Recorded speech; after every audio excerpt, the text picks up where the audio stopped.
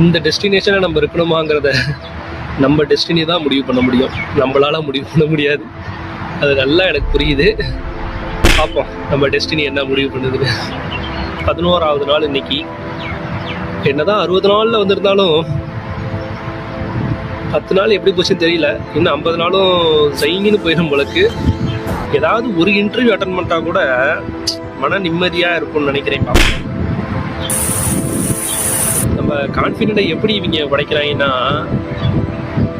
நம்மளை ஷார்ட் லிஸ்ட்டே பண்ண மாட்டுறாங்க, உடைச்சி விட்டுறாங்க. இந்த ஏடிஎஸ்ங்கிறாங்க. நம்மளும் பல முறையில் ட்ரை பண்ணி அதுக்கு ஃப்ரெண்ட்லியாக தான் ஒரு ரெஸ்யூம் ரெடி பண்ண நினைக்கிறோம். ஆனால் அப்படி போட்டாலும் நமக்கு அன்ஃபார்ச்சுனேட்லி தவிர நமக்கு ஃபார்ச்சுனேட்டாக அன்ஃபார்ச்சுனேட்லி மட்டும்தான் வருது. பார்ப்போம். பட் ஆனால் அது நல்லா இருந்துச்சுல. நம்ம இந்த டெஸ்டினேஷனில் இருக்கணுமாங்கிறத நம்ம டெஸ்டினி தான் முடிவு பண்ணணும். ஓகே, பார்ப்போம் நம்ம டெஸ்டினி என்ன சொல்லுவோம்.